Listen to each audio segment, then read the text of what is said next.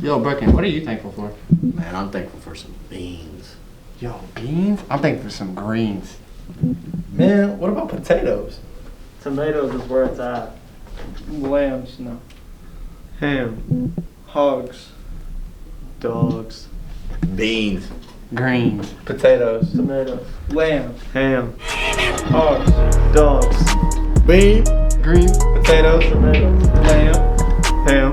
Hogs. Dogs. Beans. Greens. Potatoes. Tomatoes. Lamb. Ham. Hogs. Dogs. You name it! Beans, greens, potatoes, tomatoes, lamb, ram, hog, dog. Beans, greens, potatoes, tomatoes, chicken, turkeys, rat. You name it! Beans, greens, potatoes, tomatoes, lamb, ram, hog, dog. Beans, greens, potatoes, tomatoes, chicken, turkeys. Hello, and thank you for tuning into this week's episode of Colonel Cast News. We're stuffing this turkey oven episode with lots of updates, reasons we're thankful, and lots more. Pass the awesome sauce and let's dig in. So what are you thankful for? I'm thankful for my mom, my friends, and the Kirkwoods. Okay, thank you. Well, I'm thankful for my mother and my siblings and all my family. I'm thankful that I committed to Liberty. Woo! I'm also thankful for all my friends. Okay, so what are you thankful for? I'm thankful for all of my friends too. And I'm thankful for my cats. Okay, cool, thank you. I'm thankful for my lunch table. So what are you thankful for? Women. Okay. I'm thankful for my whole family and all my brothers on the basketball and soccer team. I'm thankful for the opportunity to go to school every day. I'm pretty thankful for the strawberry milk. Booyah! My friends and my family. My name is Joe Coghill. And my name is Brent Raleigh. And we're thankful for Jacob Latimer. What am I thankful for? Yeah. All the love and support I get in football. Yes, sir. I'm thankful for my friends, I'm thankful for family, and I'm thankful for basketball. Thankful for this table right here. This table. I'm thankful for Talbot and a little bit of Lexi, not really, but she's okay. This week, we're continuing our close look at the 3 C's by hearing from a couple more teachers. Here's what they had to say.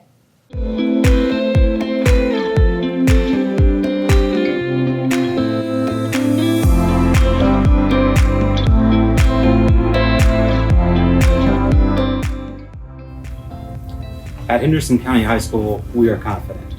Our teachers are well prepared and teach with purpose and passion. But that doesn't mean that sometimes we make mistakes. And it's okay to make mistakes. Part of being confident is taking ownership of those mistakes.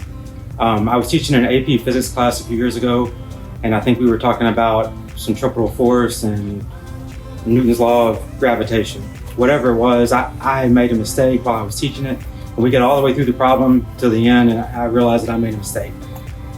And AP Physics students have high expectations for you. So I felt bad. I felt like I led them down the wrong way, but that was my mistake, and I took ownership for that.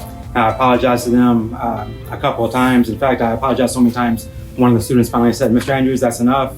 We get it. You made a mistake. You don't have to keep apologizing." But I thought, I got to take ownership of that.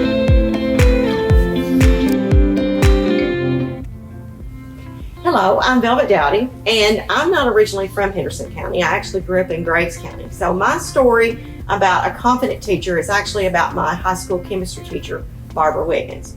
Now, Barbara Wiggins, I actually went to Sedalia High School my sophomore year, and so I took biology and chemistry from her because I was kind of that student. Well, then my junior year, I took chemistry too. We didn't have anything like AP chemistry, so that was it. But then that group of people, including myself that took chemistry too, we convinced Mrs. Wiggins to offer chemistry 3 for us our senior year. Now, she was a great chemistry teacher, and she did all of that without a chemistry lab. She did what demonstrations she could, but the building was old and they didn't have a chemistry lab at all, and very little equipment, even if they had a lab. So then I went to Murray State University and double majored in biology and chemistry. And so as a student at Murray State, which was a local university, and they knew about Sedalia High School, I never had a professor at Murray State, chemistry professor, who did not ask me who my high school chemistry teacher was. And when I said Barbara Wiggins, they said, "Oh, well, no wonder you know so much chemistry." Well, that made me confident as a learner at Murray State University, but it also showed me how one teacher, one confident teacher, can have an influence not just in the students they teach, but in the surrounding area, because she was respected by her colleagues, she was respected by her students, and she was also respected by individuals at the university level. So in your opinion, what does it mean to be a confident colonel? It means standing up for people and being a good person and being nice. Okay. Well, being a confident colonel means you know that something's going to go right, and you know things are going to go well for your day. Okay. Okay. So in your opinion, what does it mean to be a confident colonel? Being proud of who you are. Okay. Thank you. You're welcome, Shelby. Yeah. What does it mean to be a confident colonel? To take pride and believe in what you do as a colonel. Thank you. Being a confident colonel means believing in yourself and not questioning your ability and just believe that you can do. Thank you. Taking pride in things you do in your school. Thank you. Okay. What does it mean to be a confident colonel? Being confident in yourself. Go ahead, kids. Live your life. I think a confident colonel is someone that knows what to do when they're supposed to do it, doing the right thing at the right time for the right reasons, and making sure that you're doing the appropriate things. And I think that if something's going on that's not appropriate, that a confident colonel will go let an adult in the building know that it's going on. Thank you. It means to believe in yourself and to believe in what your role in society is, and to work towards that goal with 110% effort. Showing respect is a big part of being a caring colonel, and the Colonel Crew made a special production about that to share with you guys.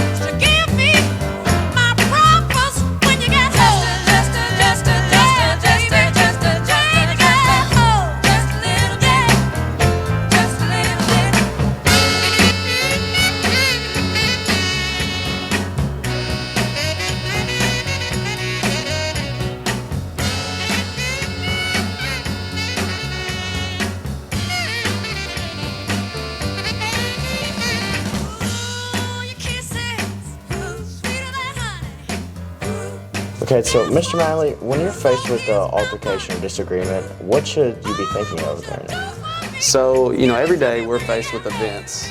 Sometimes events that we enjoy, and sometimes events that we may not necessarily enjoy, like a confrontation with the teacher, a disagreement with another student.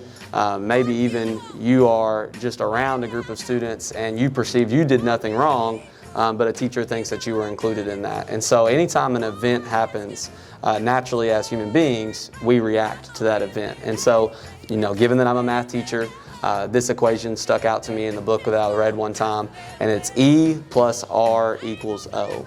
And so the event happens. As human beings, we react very quickly to events. That's our natural response, is to react to situations.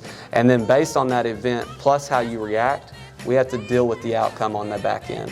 So, you know, a disagreement, there may be some small disagreement about something someone said. You react by taking it to another level, and then the outcome that you have to deal with now becomes a physical altercation, a fight, which could lead to a discipline notice, which could lead to in-house suspension, things that we don't want to deal with on the outcome.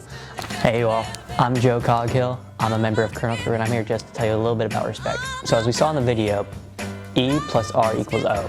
So the event which happened led to a reaction, which led to the outcome of him getting in trouble. So what we need to do, instead of letting that event turn into that reaction, turn into that outcome, we need to figure out how to make sure we are still being respectful in those scenarios. As when he redid it, it turned from him going to an altercation to him turning just to a simple hand raise and asking the question and still being responsive in class. So yes, we all make mistakes and we all mess up at times.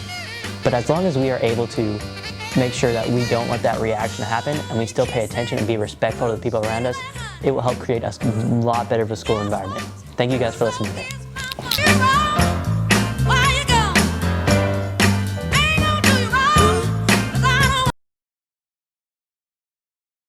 Thank you, Ms. Rutledge and the Colonel Crew.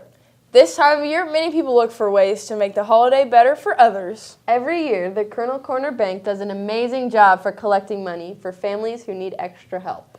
We stop into the CCB to talk to them about their efforts. Gobble, gobble, gobble, gobble, gobble. It's your last chance to donate. Make sure to donate during your lunches. And if we meet our goal of $7,000, you get to shave the one and only Drew Lavelle's head. So donate. Gobble, gobble, gobble. It's for a great cause. You've got the power with Scott and Sauer. Time for Sports Update.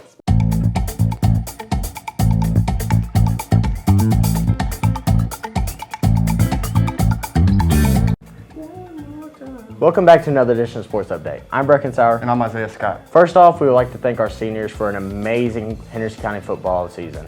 They ended the season going 7-4, and we couldn't ask any more from them.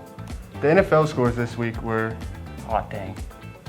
The Falcons lost against the Cowboys, 40-3. Sheesh.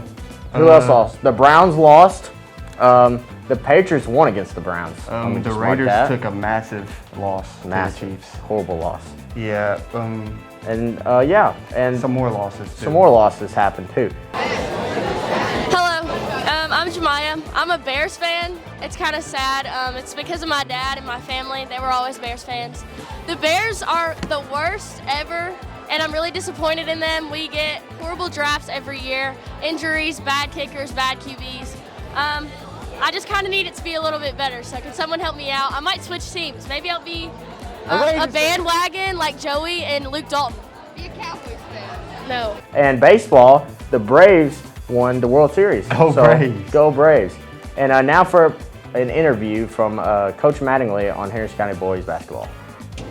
Hey guys, today we're here with Assistant Varsity Coach Mr. Mattingly, and we just have a question to ask him. So Mr. Mattingly, how's the season been going so far this year?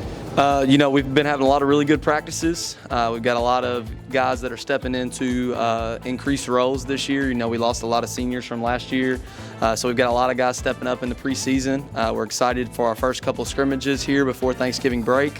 And then, we'll be ready to get it rocking and rolling with real games. Hopefully having the Colonel Crazies back in the gym. We're excited for that. And we're excited to see what we've got once we get it rolling against some other teams. All right, thank you. Thanks. And here's Isaiah and Caitlin Kemp talking about girls basketball this season. I'm here with Caitlin Kemp, and she's a senior on the Lady Colonels basketball team. So I got a question for you. How's the basketball season going so far? It's going good. We are really close as a team, and we play very well together. So hopefully we can do really good this season and make it back to state. Good. I'm Brecken Sauer. And I'm Isaiah Scott. Thanks for tuning in to another edition of Sports Update. Another important aspect about the month of November is Indigenous People History Month. This month is dedicated to remembering all the ways that the indigenous natives of our continent have contributed to our culture and progress. Here's Joe Douglas with more. Native American Heritage Month is this month. I didn't know this month actually existed until I got an email from a book website I subscribed to. but I have recently learned more and about how important it is. President Joe Biden had this to say: far too often in our founding era and in the centuries since, the promise of our nation has been denied for Native Americans who have lived on this land since time immemorial. He is not wrong. Native Americans were the first ones in America and had rich traditions and deeply religious practices that have been lasting effects on our culture. One of the issues facing indigenous people today is the international problem of human trafficking. Native American females are highly targeted. Hopefully, this month that celebrates the heritage and help raise awareness to this problem, there shouldn't be any more missing sisters. In conclusion, take this month to learn a little bit more about indigenous people and support them as they are fellow and treasured Americans that they are. Thank you for watching this week's grateful episode of KernelCast News. We'll be back in a couple of weeks. Please be sure to follow us at KernelCast on Instagram, Facebook, and Twitter. We'd love to hear your feedback and ideas on what we should talk about or investigate. Until next time, stay safe, County, and have a restful and blessed Thanksgiving. This is the KernelCast. Signing out.